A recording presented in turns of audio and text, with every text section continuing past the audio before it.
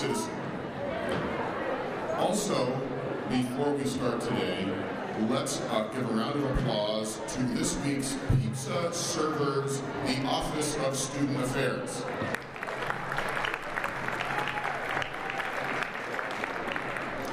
The F&M Student Affairs Division contributes to the foundation of an inclusive, student-centered campus that embraces lifelong learning and continuous improvement. We provide services and programs that promote good health and well-being, enhance student learning, and develop diplomats, that is, the leaders and citizens we need for a strong future. Through our work, we further the college's mission of graduating students who will live fulfilling lives and contribute meaningfully to their occupations, their communities, and their world. As is our custom, there will be a question and answer period at the end of Common Hour. Please plan to stay until the end of the question and answer period, and as always, Common Hour will end promptly at 12:30. When it's time for the question and answer session, we give priority to students. Question and answers open to the F&M College community. If you have a question, please come forward and line up at these two microphones so that our speaker has a sense of how many questions there are. And when you ask your question, please state your name, year, or college affiliation. I also want to remind everyone that immediately following Common Hour, the conversation will continue at a reception at Weiss College House. And so now I'd like to introduce Dr. Allison Hobbs, Director of the Office of Student Accessibility Services and Deputy Title IX Coordinator.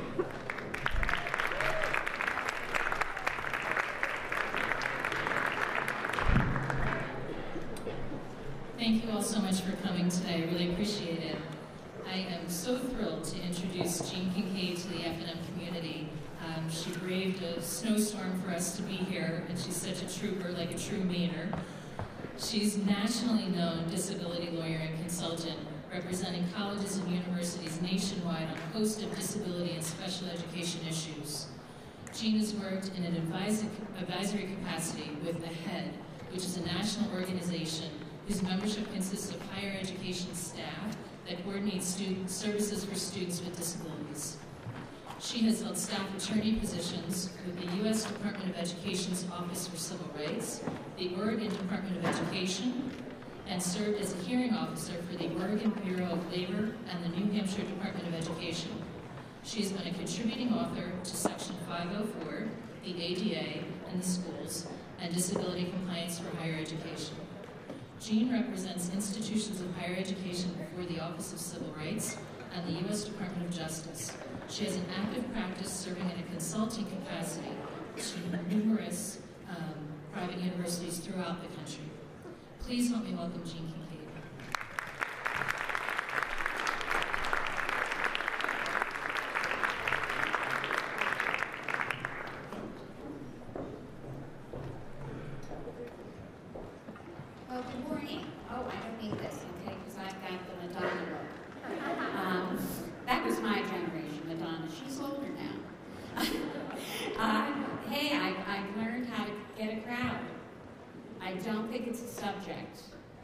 I think it's the pizza.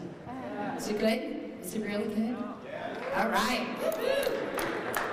I've heard wonderful things about the meal service here at the campus, and hopefully you all take advantage of it, and please save me a couple of pieces of pizza. So I've been asked today to help the campus move forward, if you will, in embracing people with disabilities.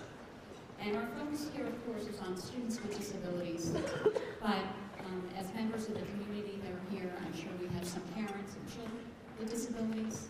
Some of us ourselves have disabilities, and I venture to say, even for our young folks in the audience, someday you are likely to have a disability, if you do not now. And so when I come to a campus, I'm always looking at how embracing is the college for people with disabilities. How welcoming is it? How inclusive are we? And I first look at, by the way, your websites to see, are they accessible, number one? and also when we talk about inclusion, where we're often talking about individuals who bring differences to our culture, sometimes people with disabilities are left behind. So I invite those of us who care about this issue to kind of look at it through that prism and help F&M advance disabilities. We do so many other issues on college campuses with people who may be different. So for some of our folks in the audience, and I'm thrilled to have so many students, I have been an instructor, and I have made my mistakes myself. But for those of you who are relatively young, you may not know the history of the disability movement. And for many people with disabilities, you are enjoying the hard work of folks with disabilities who preceded you. And my focus today is more about the changing face of disability, because the changing face is all of us, in that so many people have hidden disorders. And the challenge, I think, for my faculty is embracing and welcoming those of all differences, knowing that I can learn as an instructor from those that I teach. And for some of us who have taught, for example, blind students, you probably will never get a better lesson. So historically, I've been in this a while. I don't need to tell my age, but I kind of have some giveaways. And when I first started speaking, I rarely met a faculty member who was resistant to people with disabilities. I remember one time only, a physics professor at a very prestigious campus told me that he did not want to alter how he used his overheads. So that gives you a little how old this was. And he couldn't envision an interpreter next to him. And he shared all that. And I was pretty astonished. And I take it today because I've never had anybody that, I would say, bold to share what I think is their discomfort around maybe I have to change a little bit about how I teach so that I am inclusive of all people with disabilities. So I would venture to guess that not that long ago at Franklin and Marshall, there was a very small percentage of people with disabilities. And our first students with disabilities perhaps had physical disabilities or obvious sensory impairments. And then we had a fair number of students with learning disabilities. And that was our first occasion about seeing people with disorders that you can't see. And so again, my experience is faculty are often very willing to accommodate, and in some cases over-accommodate, people with obvious disorders. But when you can't see it, is it really there? So you can imagine my surprise in 2000, and we're in 19, right? Just a couple weeks ago, a University of Connecticut professor posted a tweet. Now, for my fellow students, careful about those tweets. They will come back to haunt you. And he expressed his doubts about students with disorders that he couldn't see. Now, there is a great debate in the legal world as to whether or not test anxiety rises to the level of being a disability. So I'm not saying he doesn't have a point of, is this person a person with a disability under the Americans with Disabilities Act? But when you go to tweet something to the public, you can imagine that this post did not last all that long. Now, I can take the position that this UConn professor was intolerant, lacked understanding. I can take that position, but then I've lost him. And so I invite us, when we encounter experiences, whether as a student with a disability, a peer of a student, a colleague, I always want to look at the faculty member and engage them about what is it, how can I help you see that this condition is very real for the student. rather than posting a tweet or going underground and never raising the issues. I want faculty to take me on, so please do. At the reception, throw pizza, it's all right. I think it's important because this is the reality of disability today. So when people say, we don't have faculty with disabilities, I'll hear students say that. I need more faculty with disabilities. I'm telling you, you have faculty with disabilities. You may not know it, just as most of them do not know that there are a fair number of students who are disabled in this room who do not seek accommodation. So unless you went to see Allison and get some kind of document, you might still be disabled, but we can't see it. And that's true for our students, but it's also true for our faculty. And of course, they have no obligation to tell their students that they have a disorder. So the changing face of disability, and I have a little clip art here, which includes a whole range of the types of mental health disorders, which I think are sweeping the country. I know I'm not speaking only to F&M. This is every private and public college around the country, as well as public schools. So if there are parents of children in the room with disabilities, I can assure you there are a few of the parents whose children are anxious, maybe home today because they're afraid to go to school, or they're depressed and they can't get out of bed. They may be part of a group of students who triggered each other's issues, none of whom want to go to school. This is an amazing phenomenon. I don't have answers, but that's our changing face of disability. So just a few statistics. This is all I've done. This one slide. I'm not into the numbers, but you can see, I think for folks that have been teaching or working in higher ed for a while, you know that most students with mental health impairments either come to the campus with them or develop them while they're here. So 75% of people that will be diagnosed with a mental health condition have that diagnosis by the age of 24, which is mostly your generation. And so, first of all, for those of us who are working with students, or we are students, some of your colleagues are suffering there, and they may be beginning to experience a condition that may be lifelong for them. And so a culture of acceptance and welcoming and understanding is really critical to helping those students be a part of this community, because they are, and be successful, and most importantly, take advantage of the tremendous supports that F&M offers. The other statistics include the number of students seeking counseling services around at college campus counseling has skyrocketed, and the number of students who report a level of anxiety that is interfering with their academic abilities is quite high. So what kind of diagnoses are we talking about? Anxiety, depression, bipolar disorder, eating disorders, obsessive compulsive disorders, just to name a few, all kinds of degrees along the way. And then we have a fair number of students who have comorbid conditions. So last 2 weeks ago, I spoke at a much larger campus. And the Allison lookalike at that campus, who manages services for students with disabilities, shared with me that their largest population of disabled students are students with mental health issues.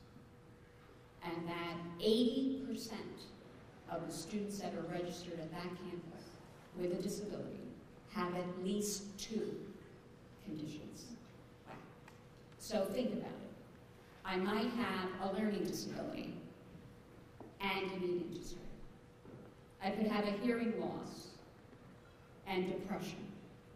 I could have anxiety and an obsessive compulsive disorder and something else.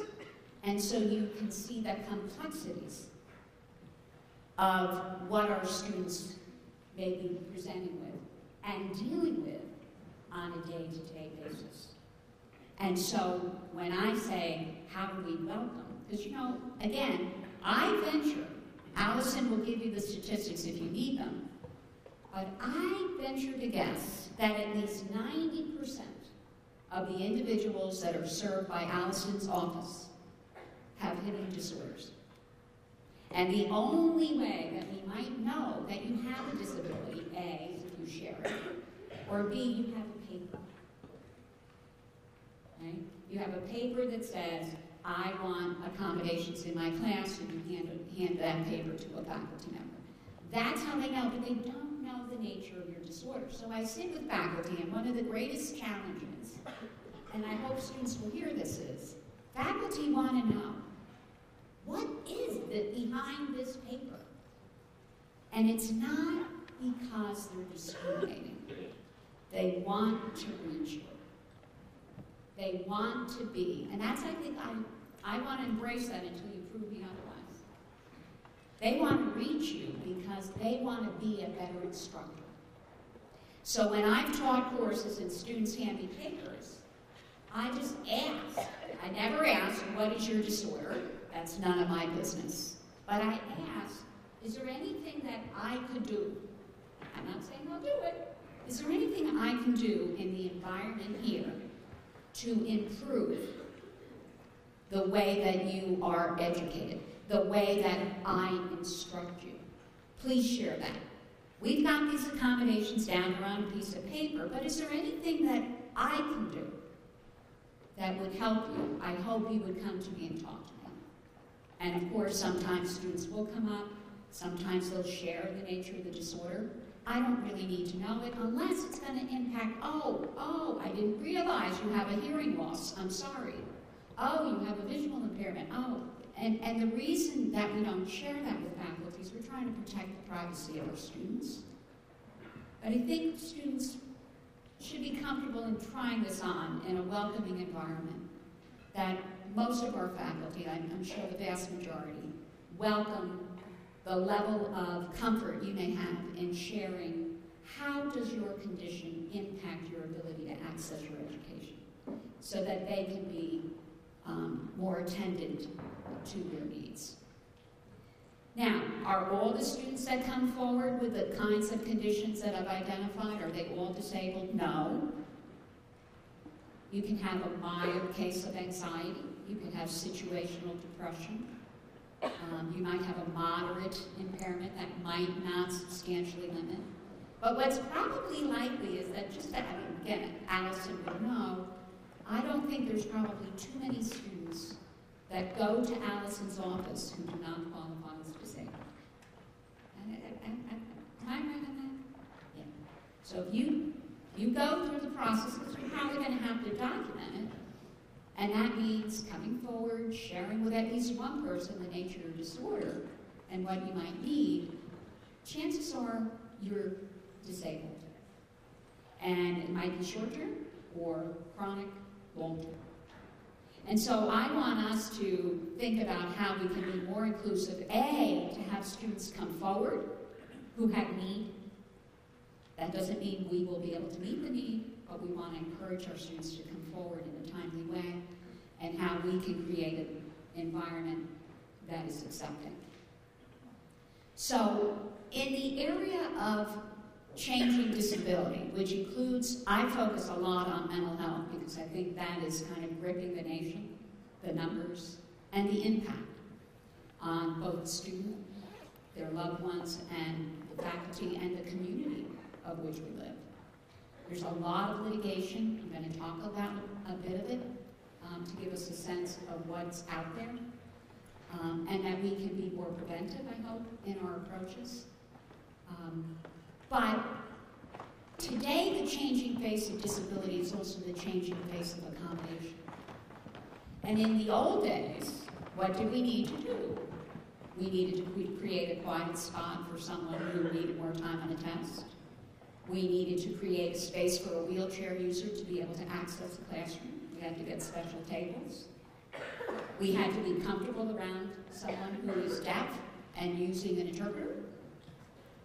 We might have to do special things for someone who is blind. But the changing face of disability, ladies and gentlemen, is also changing the accommodation equation and the requests. And I think it is one of the big ethical dilemmas we face as leaders of campus as to what is reasonable, what's appropriate in a higher ed setting, given both mental health conditions as well as some of our students are suffering from chronic health conditions that might affect their attendance, their ability to manage the work, the ability to handle the load. So when we're looking at ADA, our students are expected to meet both our academic and technical standards, and those are all the other things required to live here. So if I'm in a course of study that requires me to work in a group and to work as a team member, well, that's a technical standard. It's not necessarily an academic standard, it's a technical standard. And so this group of students will really test our comfort level, not intentionally, about pushing the envelope, about what might be reasonable and what might not be. The most expedient thing, I think, for faculty is to say yes to students. It feels good in the moment. And sometimes it is actually the wrong thing to do. So my takeaway for you today, there's one thing. Disability decisions are best made by more than one person. And some of the things we're going to talk about, self-harming students in particular, these are things no one should be addressing on their own. You're not paid enough, whoever you are. And there's no right answer. Either way, any decision a campus makes that will involve a student who is thinking about harming themselves or is actually attempted, any decision could end up being challenged. A failure to act can result in a complaint or litigation, or worse yet, a death. Or acting too soon could end up in a discrimination claim. And so this is one of the most challenging areas. And there's not a person in this room, I am confident, who wants to see students not be in our campus if they're qualified to be here. And so it's this slide that sometimes is at issue.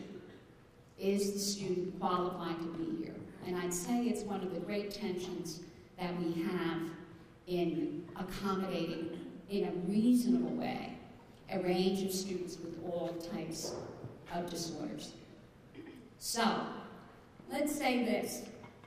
You're a faculty member, and a student discloses that she has a social anxiety disorder and doesn't want to be called on in class. Now, this student is bold, because she's got it on her shirt. She says, "Don't call on me." So that's a self-advocating person, and she may be so comfortable. She said, "I can't even talk to you. I just put on the shirt, and will you read it?" And I'm making light of it, but it isn't light. And this is a real issue for some of our students, okay? So now I may, as a faculty member, say, "Wow, that sounds like, oh, let me work with you. Yeah, I won't call on you." Now, is that the right answer? Now, number one, has she gone through Allison's office? And does Allison support, does her office support this accommodation? Or is there another way that we should be addressing this real disorder? By the way, it's absolutely real. I'm not saying she has it, but some of our students have social anxiety disorder. And so recently I went to a law school, and the Allison at that campus granted this accommodation. I said, "What? A law school is the Socratic method. It is designed to make you sweat. You are supposed to be called on, because when the judge calls on you, you can't say, 'Please don't call on me,' right?" And so that's what we say, it's like a technical standard. So the expedient thing is, all right, I won't call on you. Well, now I've altered that experience for that student, and that's what the student wants. Is that the right thing? And so what I invite us to do is, students have a voice, and you should let your needs be known. I encourage faculty to help students go through the process of accessibility, and that we work together on what is reasonable or not. Because sadly what could happen is that student could go through a number of courses believing, "I can't do this. And sometimes we know as we push ourselves to greater good, and we rise to the occasion. And this is a safe place. F&M is a lot safer than the next life, isn't it? Out in the real world, where an employer is going to call on you, where graduate school at some other place may not accommodate it. And so is it not better that we try on the clothes of disability and accommodation in a safe environment as a group on an individualized basis to determine what's appropriate? So there's no easy answers. So do we forgive spelling? Do we forgive spelling in a course because someone has a learning disability? Okay? Well, if I'm going to be a teacher and I'm going to mark students' papers and teach them how to read and write, that parent of that child, I'm going to be too happy if I'm misspelling the papers that go home as a teacher. So depending on context, that may not be an appropriate accommodation, where it might be in a course where spelling is not essential. And then we get to some of the more tricky accommodations, okay, such as the time of class. Now, as a small college, I don't know if you've encountered this, but we have a fair number, I don't want to say a fair number, but I venture to guess there are a number of students who are taking medication that doesn't help them to get up early enough to be able to attend on a regular basis. They may have some kind of mental health condition that really prevents them from getting to class at a really early time. So rearranging the schedule for a student might be something that they request. And I find this can be a challenge in some of our small colleges where maybe it's only offered one time, or we don't have the flexibility of, say, a Penn State that might offer multiple sections at all times of the day. And so this is something where could be reasonable in one college and might not be, depending on the college I'm in or the major that I'm taking. Reduced course loads for some of our students. This is usually a no-brainer. We might be pushing it for you, encouraging you to take a reduced course load. As a lawyer, it's not uncommon for me to be called about students who are taking way too much under courses. They're athletes, they're involved in clubs, and they're pushing the limits of really their capabilities when they have an underlying disorder. And those are real challenges for our students. And again, you've got great resources here at FMN to help you navigate what is a proper amount of coursework, but it's not something that I don't think that FMN can demand. It has to be voluntary.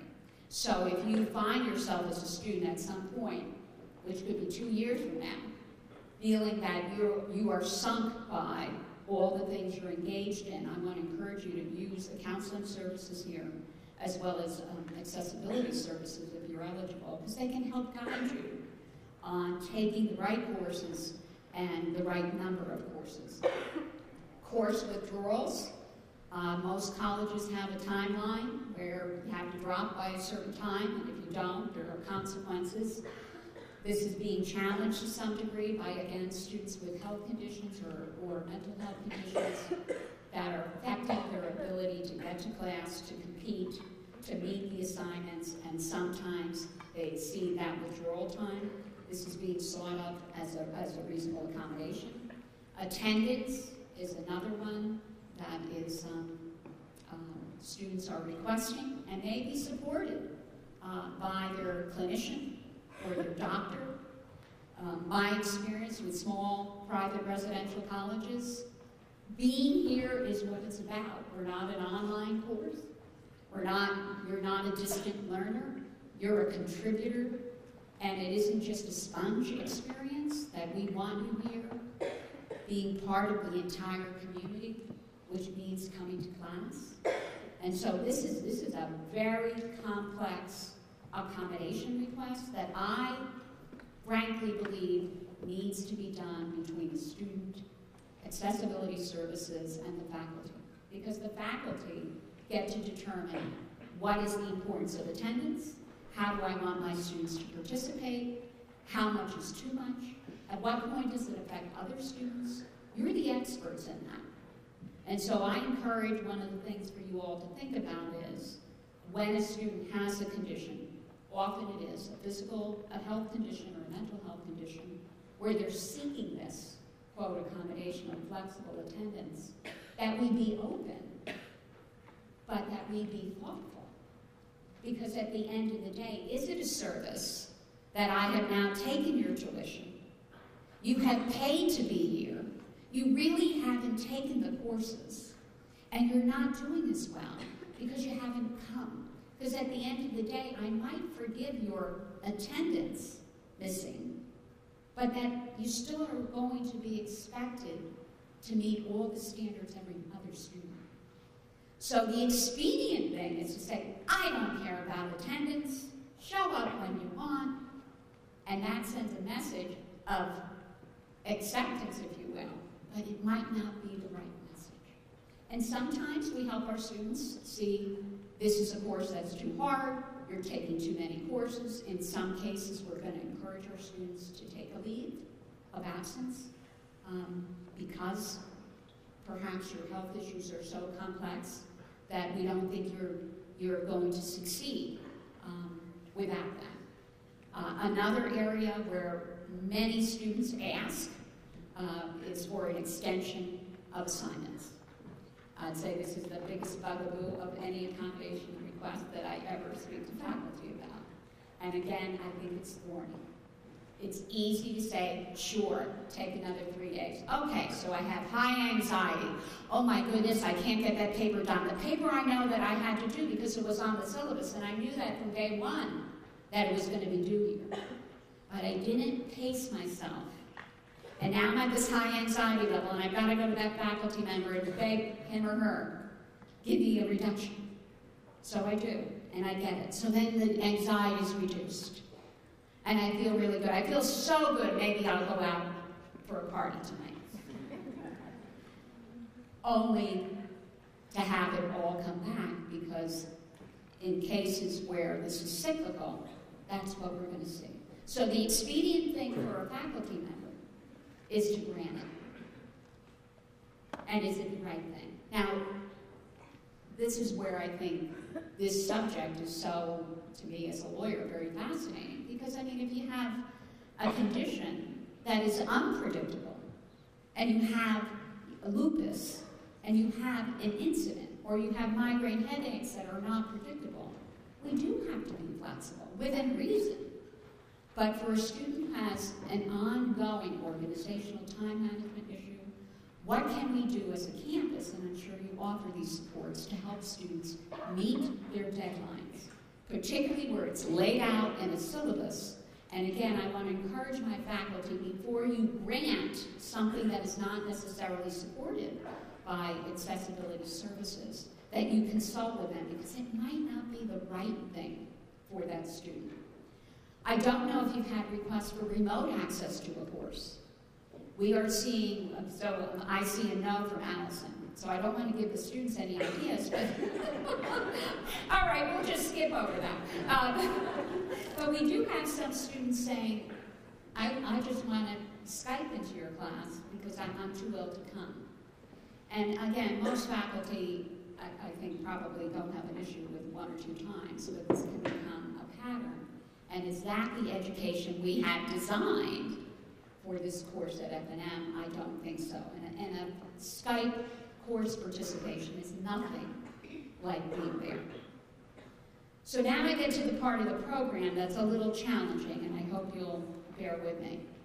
And the reason I feel a need to talk about this is that there is now an increasing trend by the courts to impose responsibility on post-secondary officials to intervene on behalf of students who either are self-harming or could be victims of others who might hurt them.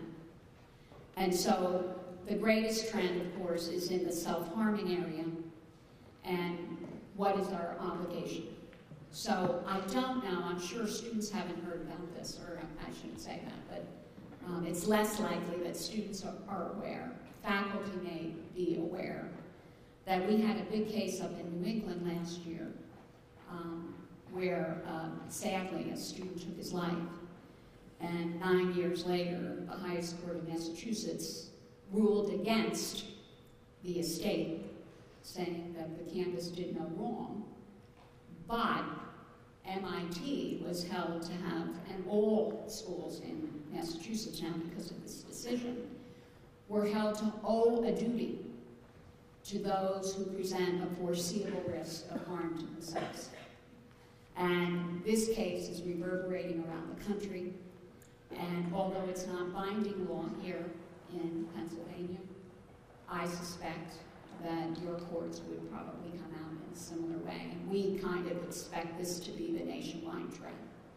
And so what's important about the MIT case was not only did the estate sue the campus, it sued faculty members, it sued student affairs, quite a few people who had touched the student, saying that you did not do enough to prevent his suicide. And so my takeaway for faculty is that we are important reporters, just as we are under Title IX. We know that if we believe that a student has been subjected to sexual harassment, sexual assault, we have a duty to report. It's similar here. And so if a student comes to you, and I don't, as a faculty member or a staff member, and if they say, don't tell anyone, please don't honor that. Please don't.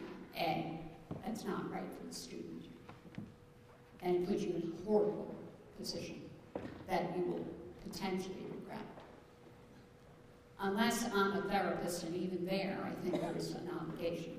But most individuals in this room who work for the campus, we probably have a duty to report and take action to try to prevent somebody from harming themselves. And if we fail to do that, then it exposes the campus to liability. There are no easy answers here. There is no recipe. There is no book I can pull off the shelf that says how to do this. It's all case by case. What I hope my students in the room hear is that, as I said earlier, I don't think there's anyone at FNM that doesn't want students who are qualified and capable and healthy enough to be successful to be here. But there are times where a student does need to take a leave of absence, where his or her treatment needs are so great, beyond the capacity that FNM could ever need, where we encourage our students to take a leave of absence and work with you and your loved ones to make that as seamless as possible. And in rare cases, we have to impose an involuntary leave.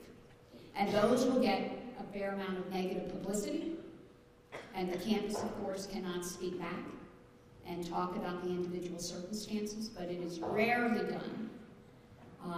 And it's, as far as I'm concerned, never been done without legal advice and a lot of blood, sweat, and tears about what is the best thing to do for students.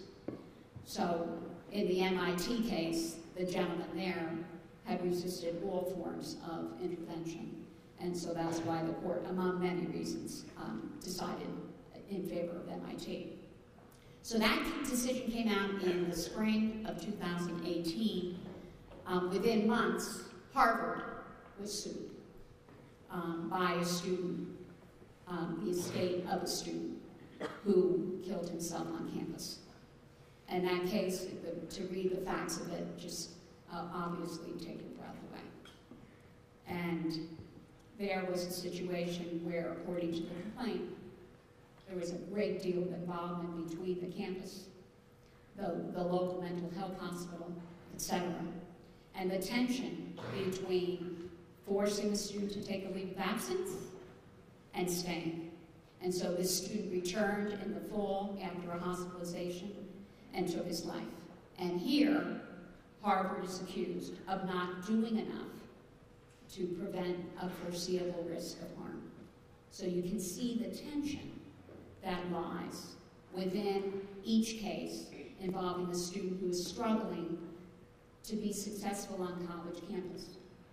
Then we have Marian Lee University that was sued by a student who attempted suicide and was unsuccessful, but did sue them for saying, I wouldn't have tried to kill myself had I been able to get into the counseling center sooner. Now, I understand under Margaret's leadership here, you have a phenomenal outsourcing of mental health services in the community and very clear standards as to how much a student can access those services. And hopefully you won't be in this position. But this is really frightening to campuses that sometimes the needs of our students are greater than the services that we have. And so please talk to your family if you find yourself in that position about getting other services outside of your college. And then we have 3 court cases here of recent vintage. Princeton was the first, Yale, and then Stanford is facing a class action lawsuit brought by students who believe that they were subject to discrimination under the Americans with Disabilities Act because they were subject to involuntary leaves of absence. And so here again you have this tension. In these cases, apparently the universities thought that the students were too ill to remain. They would not leave voluntarily, and I'm sure they worked with the families. I assume they worked with the families to try to get the student to take a voluntary leave. They did not. These students are fortunately alive. Some of them went back to the school. Princeton, the gentleman came back the next year, completed, is now graduated. The Yale student also has graduated, and there's a bunch of students at Stanford. But I can appreciate if we jump too soon in involuntarily withdrawing a student, the stigma on the student, the lack of resources sometimes the communities they're going back to, that they may be actually worse off. And then very often they don't get to graduate with their peers. And that has a tremendous impact on our students. So as you can see, there is no easy answer here. If we do not take proper action, we could end up with a student who hurts themselves. On the other hand, if we act too quickly or against a student's wishes, it is possible that we'll end up with a claim that we did not, consider their disability in the proper way, and that amounted to discrimination. The other case I just want to mention is Rosa versus UCLA, which is the flip side of the coin, if you will. There you had a gentleman, I think if you read the facts of the case, and if assuming they're accurate, clearly that young man had delusions. He heard voices. He was very difficult to be around. Students were afraid of him, as you can understand. In that case, the campus, after a period of time, decided that they would remove the student from campus. He could still take classes, but he wasn't allowed to live in community, and that's one of the interventions that a campus probably has to consider. And unfortunately, he came into a lab one day and stabbed a fellow student.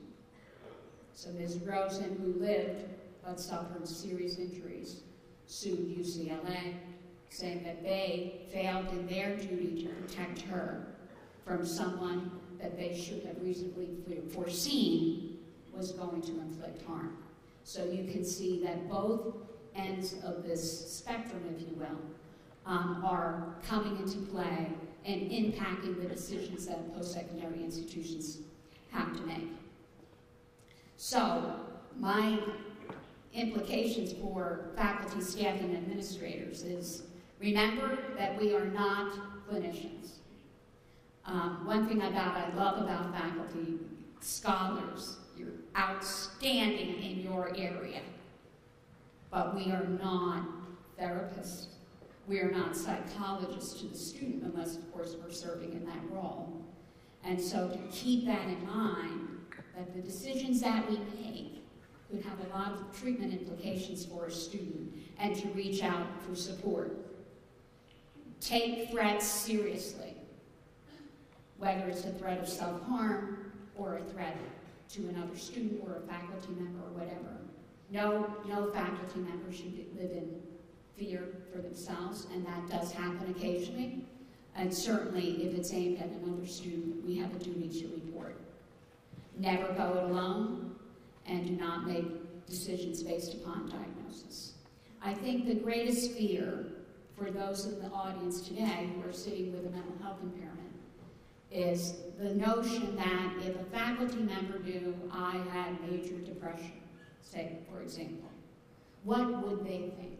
If I share with this instructor, I like her, but if I share with her that I have bipolar disorder, what will she think? Because most of us have opinions about diagnosis, and it all varies depending on the individual, how serious it is, how it's being treated, how they're managing. And so we need to be very respectful of our students' comfort level on how much they're willing to share. But if a student does share, or you come into knowledge about a particular diagnosis, I urge you not to make suppositions and to reach out to the great resources of this campus. Please don't do what the UConn professor did. That involved text anxiety. But if a student comes to you and says, I have major depressive disorder, I think I'm okay, but it's really hard for me to get up in the morning, and you're worried about him, please reach out to the resources of this campus to help guide you, because they might very well know about him. I think you have a student concerns committee, which many of you may not know, where students who are concerned may be focused so that we can see what we could do as a campus to assist them and keep them safe and others safe as well. And then when we're called upon, as you will be, to offer information during an investigation or whatever, that we really focus on the evidence rather than somebody's diagnosis. Okay, so other 21st century accommodations. A few years ago, I've got about 2 minutes. A few years ago, an advocate in Michigan brought thousands of complaints against colleges and universities, as well as public schools, on web accessibility. And that is a new form of barrier removal, and I know that F&M is really working hard on that, and congratulations. This fall, a blind individual went to a conference in which a lot of campuses in the area were showcasing themselves and recruiting, and he then turned around and sued 50 of them, saying that their websites were not accessible. So this is like a whole new area of litigation. Video captioning. Students who are deaf or hard of hearing that require captioning of information. This is really something we have to be very mindful of. And I think the faculty here would understand if they have a student that they need to do that, that we don't show videos that are not captioned. But that takes a little bit of thought, because you might have already purchased a video or using a video that doesn't have captioning. And that's where there has to be an integration and coordination amongst student accessibility services and the faculty. So the challenge is that every day, educational leaders are producing new online content. Who is minding the store? Who is in charge of procurement to ensure that when we buy a platform or a new system, that is accessible to all? And if we don't have that kind of leadership and oversight, we're likely to develop products, including instructional tools, that keep certain people with disabilities out. Now, we all know about emotional support animals. I'm here to tell you this is a real one. This was in the Boston Globe earlier, just a few months ago. Here is the picture. You probably can't see it very well. This gentleman, who is not a college student, I'm happy to report, has an emotional support allocator. Okay. And I don't think we have to accommodate that. I'll end with dueling disabilities, that there are more and more students with disabilities, and they impact each other, or faculty. So I may bring a service animal to a class, and the faculty member could be frightened of dogs, or a co-student could be allergic to dogs. So the new challenge, or a great challenge here, is that we need to work together to accommodate everyone. But it isn't easy. I understand 20% of your population have identified as people with disabilities. That's a lot. Chances are we're going to be doing. Thank you so much. I really appreciate all of you coming here today.